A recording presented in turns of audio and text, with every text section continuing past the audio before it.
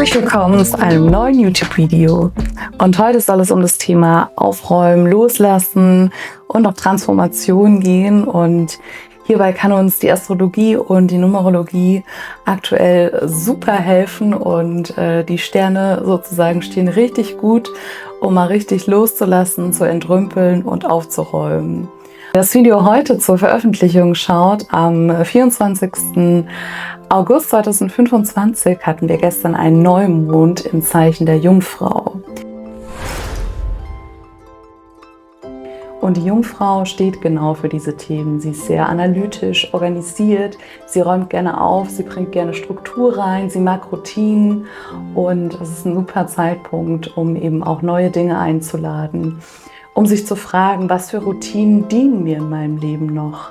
Welche Beziehungen sind wirklich wichtig und was darf ich vielleicht auch loslassen? Was dient mir nicht mehr? Denn um irgendwie Platz für Neues zu schaffen, müssen wir auch immer Raum kreieren und das ist dann auch immer mit Loslassen und Aufräumen verbunden. Und hier ist eben nicht nur das Aufräumen im Außen, also ausmisten, Sachen loslassen, sondern auch das Aufräumen in unserem Inneren gemeint. Und in diesem Zuge können wir uns vielleicht auch mal fragen, welche Menschen sind mir in meinem Leben dienlich? Von wem bekomme ich Energie? Wer unterstützt mich? Wer ist für mich da? Und wo hat sich vielleicht die Beziehung ein bisschen ausgeschlichen? Es fühlt sich nicht mehr so stimmig an. Wenn ihr euch trefft, danach fühlt ihr euch eher ausgesaugt und leer. Und hier habe ich einen ganz tollen Tipp für euch. Das hat letzte Woche jemand zu mir gesagt, weil ich finde es immer super schwierig, Leute aus meinem Leben gehen zu lassen oder manchmal auch einfach so Beziehungen ausschleichen zu lassen. Und die Person hat gesagt, stell dir einfach vor, du hast einen wunderschönen Garten oder dein Königreich, was auch immer du dir vorstellen möchtest. Und in dein Königreich oder in deinen wunderschönen Garten, da dürfen die Menschen rein, die die Energie schenken, die dich zum Strahlen bringen, die das Beste für dich wollen, die dir einfach gut tun. Und Menschen, wo das vielleicht im Moment nicht mehr so ganz stimmig ist, die dürfen dann ein bisschen außerhalb, vielleicht in den Vorgarten oder ins Wohnzimmer und dort warten. Das finde ich irgendwie eine total schöne Metapher und das hat mir total geholfen, weil man kann ja auch manche Menschen nicht einfach aus seinem Leben verbannen oder man möchte es nicht. Vielleicht hilft euch das auch. Und heute, wenn das Video erscheint, am 24. August, ist auch der Start der Jungfrauensaison. Und wie eingangs im Video schon gesagt, liebt die Jungfrau aufräumen und Sachen zu strukturieren, zu organisieren. Und darum soll es heute auch gehen. Wir werden gleich gemeinsam meine Kommode ausräumen, aufräumen und neu organisieren. Ich nehme euch mit, wie ich das so mache. Und ich möchte einfach nochmal darauf hinweisen, dass gerade ein super Zeitpunkt ist, die nächsten 4 Wochen, 5 Wochen, um wirklich Dinge aus dem Leben loszulassen, aufzuräumen, sowohl im Innen wie im Außen. Wenn man auch hier die Numerologie betrachtet, da können wir mal kurz reinschauen. Wir befinden uns dieses Jahr im Jahr 2025 in einem numerologischen Jahr 9. Und die 9 steht auch für Vollendung, Transformation, loslassen, Sachen zum Ende bringen. Das ist die letzte Zahl sozusagen, die einstellig ist. Dazu kommt, dass der September, der ja bald vor der Tür steht, wer hätte es anders gedacht, universeller Monat 9 ist. Und also im September heißt es eine besonders gute Zeit zum Aufräumen und Loslassen. Danach starten wir wieder mit der 1 im Oktober. Ja, und für mich persönlich ist es eine ganz besondere Zeit. Ich habe nämlich meine Sonne und mein Aszendent in der Jungfrau. Und wer hätte es anders gedacht? Auch in der Numerologie bin ich eine Lebenszahl 9. Von daher freue ich mich super auf die kommende Zeit, um ganz viel auszumisten und loszulassen. Ich bin in meiner Minimalismusreise schon relativ weit und habe nicht mehr so viele materielle Dinge, die ich loslassen möchte. Aber natürlich bin ich immer daran bedacht, auch im Inneren aufzuräumen und da Dinge loszulassen, vor allem so Sachen wie negative Glaubenssätze oder auch einfach Strukturen, die mir nicht mehr dienen, Dinge, die man täglich tut, die einfach keine Bereicherung sind, dass man die einfach loslässt. Und worum ich mich auch kümmern möchte, im September, das ist mein Vorsatz, ein bisschen digital zu dekluttern. Und ich möchte an dieser Stelle nochmal sagen, dass wenn ihr das Video jetzt vielleicht zu einem anderen Zeitpunkt schaut oder ihr euch denkt, oh mein Gott, das fühle ich ja gerade überhaupt nicht, das passt mir gar nicht. Wenn die Astrologie und die Sterne auch gut stehen, heißt es nicht, dass man das dann machen muss.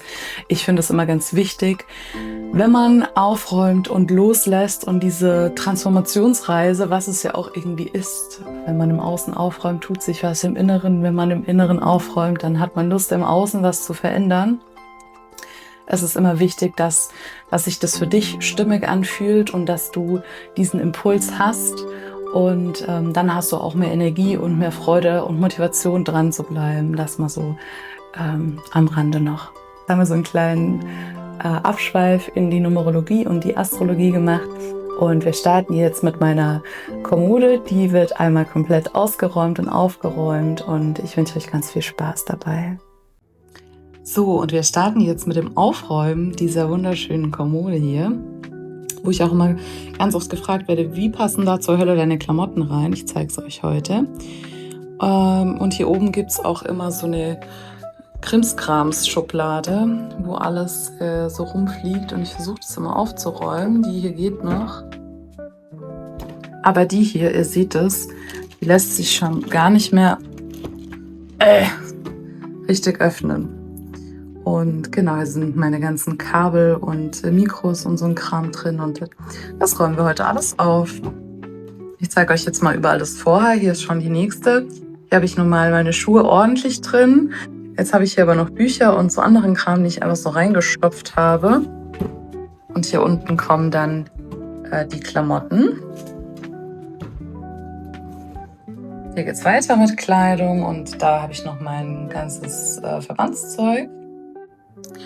Und in der untersten Schublade, da habe ich meine Akupressurmatte, Taschen, Yoga-Bolster, Rucksack und so Zeug, was man nicht so oft benötigt. Und wir räumen das ganze Ding jetzt einmal ordentlich auf. Hier sieht man schon, die Schublade lässt sich gar nicht mal richtig schließen, weil da irgendwas hinten dran gerutscht ist. Und ich zeige euch jetzt mal, wie wir vorgehen. Ich habe Lust, mit dieser Schublade anzufangen. Und dafür räume ich jetzt einfach alles auf den Haufen. Und los geht's. Hier könnt ihr jetzt mal die Ausbeute sehen. Wir haben hier also quasi alle meine Schuhe. Da werde ich jetzt gleich auch noch was ausmisten. Ein paar Bücher, Stabilos, Fusselrolle. Unterteile das jetzt in so kleine Haufen. Ich zeige euch dann gleich nochmal, was da zur Sache kommt. So, bei den Schuhen kommen die jetzt alle wieder in den Schrank zurück, wobei ich mir bei den Sandalen unsicher bin, weil der Sommer ist bald vorbei. Die sind ziemlich ausgelatscht. So sieht es jetzt aus. Die Schuhe benutze ich halt am häufigsten, deshalb stehen die hier auch nochmal hier so auf den Wanderschuhen. Die benutze ich nie. Und hier drüben haben wir jetzt noch Platz für alles andere, was da noch rein darf. So, jetzt habe ich hier einfach noch 4 Rubriken. Und zwar ist das links oben, das kommt weg, einmal in den Müll, die rechten Sachen, und die 2 anderen werden gespendet. Das hier drüben sind leere Journals und Stoffe, die kommen erstmal in den Keller, die brauche ich jetzt nicht. Das Spannbettlaken, das wird im Bad gelagert, keine Ahnung, wie das da gelandet ist. Und hier unten in der unteren Reihe, die beiden Sachen, kommen in die Kommode, aber in ein anderes Fach. Und diese Sachen, die hier liegen, die kommen wieder zurück in die Kommode. So, hier sind jetzt die Bücher und hier habe ich jetzt die Sachen einfach noch in so eine Kiste gepackt, damit es noch ein bisschen ordentlicher ist. Und wir machen jetzt noch zusammen diese Schublade hier. Und ich finde, hier sieht man jetzt auch ganz schön, dass hier lauter so Kleinkrusch rumfliegt. Und der macht es dann halt immer unordentlich. So, hier ist jetzt einmal alles ausgebreitet und ich mache mir jetzt hier auch wieder Häufchen. Und hier seht ihr das jetzt vollendet. Das ist der Stapel, was alles wieder reinkommt. Rechts oben seht ihr, was in den Müll gelangt. Und hier in der Mitte, das werde ich verschenken bzw. mit auf die Arbeit nehmen. Hier unten sind Reiseadapter und so WLAN-Kabel. Das kommt in den Keller. Das benutze ich ja tatsächlich super selten. Und jetzt schauen wir mal, was wieder in die Schublade kommt. Wir haben hier einfach, ich habe hier zum Beispiel versucht, die Kabel jetzt mal so ein bisschen einzurollen, damit es ein bisschen ordentlicher ist. Und den ganzen Kram habe ich wieder in diese Kiste geräumt, so klein, groß. Hier sind Batterien. Dann habe ich meine Powerbanks, Mikro. Eine Powerbank habe ich auch aussortiert und die Stifte habe ich einfach mal ordentlich wieder ins Möppchen geräumt. Die lagen da nämlich auch kreuz und quer. Und jetzt räumen wir alles wieder ordentlich in den Schrank. Und hier sind auch noch 3 kleine Glückssend. Das wollte ich euch noch zeigen. Cute. So, jetzt ist es hier schön eingeräumt. Ich habe versucht, die Sachen, die ich häufig benutze, oben drauf zu legen. Es ist immer noch nicht ideal, aber schon mal viel besser. Sieht doch jetzt hier ganz wundervoll aus. Und dann kommt jetzt auch hier super dran und es lässt sich alles easy öffnen und wieder schließen. So, das auf der linken Seite darf jetzt alles wieder in den Schrank. Und hier drüben haben wir die Schlüssel, die packe ich in die Box, die wir gerade ausgemistet haben. Das rechts ist Müll und die Tasche, die muss in die Wäsche und dann kommt sie ins Bad. So sieht das Ganze jetzt aus, dass alles schön griffbereit ist. Mir ist bewusst, dass es wahrscheinlich nicht so lange anhält. Und ich habe jetzt mich entschieden, den Ball, das Portemonnaie und mein Fitnessband noch hier drüben reinzupacken. Das ist die unterste Schublade. Ich finde es so krass, wie das danach immer aussieht. Wo sind die ganzen Sachen hingekommen? Jetzt ist das wieder ordentlich. Und wir können die zumachen. Zack, bumm. Also ich bin gerade echt froh, dass ich das mal wieder ausmiste. Ich hatte keine Ahnung, was sich da für Sachen drin verborgen haben. Und jetzt mache ich wieder Häufchen. Oh mein Gott, alleine diese Arzneisachen, da könnte ich ja schon die Krise bekommen. Aber richtig geil. Passend zur Jungfrau-Saison, was ich gefunden habe, das gibt es heute erstmal in der Badewanne. Und das ist jetzt meine verbleibende Kiste. Hier habe ich jetzt die wichtigen Sachen, die noch gut sind, die ich brauche, aufgehoben. Hier habe ich jetzt meine ganzen homöopathischen Mittel reingemacht. Und hier die ätherischen Öle kommen zu meinen anderen ätherischen Öle. Die Darmhygieneprodukte kommen dahin, wo sie hingehören. Die Bonbons nehme ich mit auf die Arbeit. Die müssen dringend aufgebraucht und der Tee kommt zum Tee. Das Bad gönne ich mir und das hier hinten landet alles im Müll und mega cool. Somit habe ich jetzt hier eine leere Kiste. So, hier sieht man das jetzt nochmal ganz gut. Das hier ist der Haufen für den Keller. Die Sachen habe ich alle aussortiert, die werden verschenkt, mit auf die Arbeit genommen oder die Müllbeutel brauche ich halt eben auf. Und hier drüben ist alles, was im Müll landet. Tada!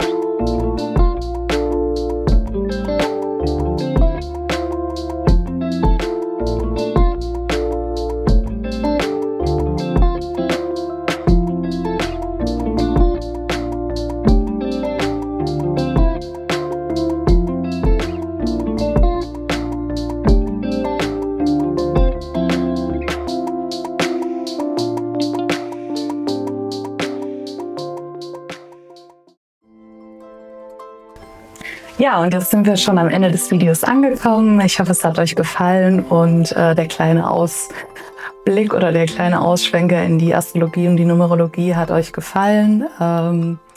Vielleicht ist es für den anderen ungewohnt, vielleicht denken manche, oh mein Gott, die spinnt total. Das ist völlig fein. Ich freue mich auf jeden Fall, wenn ihr in den Kommentaren mal schreibt, wann ihr gerne aufräumt, ob ihr das gerade fühlt, vielleicht auch, was ihr so astrologisch für ein Zeichen habt. Das wird mich alles total brennend interessieren. Ja, und dann danke ich euch. Ich freue mich, wenn ihr meinen Kanal abonniert und ein Like da lasst.